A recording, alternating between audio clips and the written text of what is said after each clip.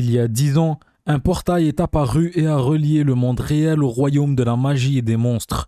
Pour combattre ces viles bêtes, les gens ordinaires ont reçu des pouvoirs surhumains et sont devenus connus sous le nom de chasseurs.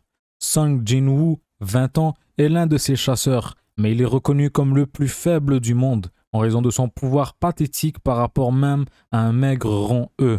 Pourtant, il chasse les monstres sans relâche dans les donjons de bas rang pour payer les factures médicales de sa mère. Cependant, ce mode de vie misérable change lorsque Jin-woo, se croyant le seul à mourir dans une mission qui a terriblement mal tourné, se réveille dans un hôpital 3 jours plus tard pour trouver un mystérieux écran flottant devant lui. Ce mystérieux programme appelé le système le choisit comme seul joueur et lui donne à son tour la capacité extrêmement rare de monter en force, peut-être au-delà de toute limite connue.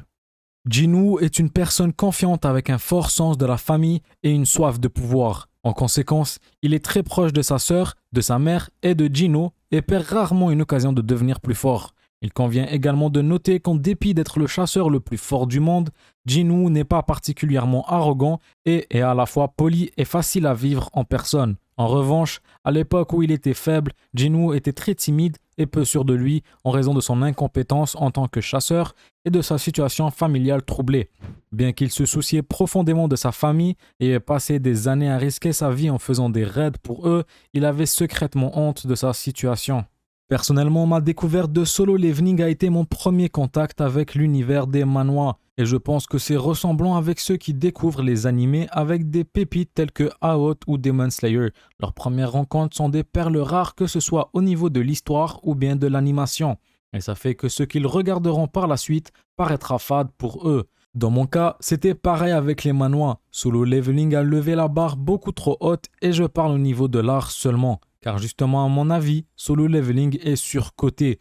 La seule chose qu'il a pour lui sont les dessins qui ont été extraordinaires. L'histoire en tant que telle est extrêmement basique et clairement tirée de plusieurs mangas, mais en soi ce n'est pas un problème puisque l'auteur arrive à en faire un très bon divertissement.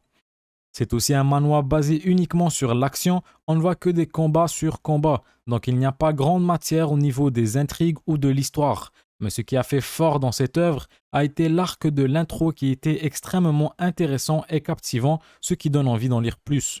Personnellement, j'ai raccroché à un certain moment puisque ça devenait quelque peu répétitif lors des raids de donjons. J'ai repris la lecture plus tard pour le finir et en étant honnête, la fin a été un petit peu décevante. Pour ce qui est des personnages, leur chara-design est parfait pour l'univers, je n'ai rien à redire, mais les personnages n'ont rien de spécial malgré qu'ils peuvent être divertissants. La plupart des personnages sont détournés pour mettre en valeur Sung Jin-woo. On nous présente ceux du rang S comme étant les plus forts, qu'ils sont capables de battre des donjons de rang S, qu'ils représentent l'atout de chaque pays. Mais plus l'histoire avance, on commence à voir qu'ils deviennent inutiles et faibles. Je comprendrais si ce n'était que comparé au personnage principal, mais même là, on parle de donjons de niveau C et ils n'arrivent à rien faire. On en vient à présent à l'art qui lui est un grand point fort. Il s'agit d'un manhwa et non d'un manga traditionnel, alors ne vous y plongez pas en vous attendant à l'habituel. Je dois dire que c'était un changement assez rafraîchissant de tout voir en couleur, car cela ajoutait beaucoup plus de profondeur et de saveur aux personnages, ainsi qu'aux scènes de combat. Il y a beaucoup de cases avec des illustrations extrêmement détaillées et élaborées sur lesquelles vous vous arrêterez juste pour tout comprendre. Vous pourriez être un peu confus au début, voire même le détester, je vous promets que ça vaut la peine de s'y habituer. Cet épisode était différent des autres puisque j'ai plus parlé en mal qu'en bien. Au tout début, à mes yeux aussi, Solo Leveling était une masterclass. Mais avec le temps et plusieurs lectures, je me suis rendu compte qu'il n'était pas si ouf que ça. Il y a bien meilleur au niveau de l'histoire, par exemple Tower of God, et même au niveau de l'art, je pense que God of High School est meilleur. Mais je pense qu'il mérite quand même d'être vu du début à la fin, et qu'il est quand même un classique dans la catégorie manhwa. Je lui donne la note de 7 sur 10. J'ai très hâte de voir ce que l'anime réserve. Il y a 6 tomes de disponibles et le 7e sortira le 6 septembre. Pour ce qui est des scans, il s'est conclu en 270 chapitres. Ce sera tout pour moi aujourd'hui. Prenez soin de vous et on se dit au prochain épisode.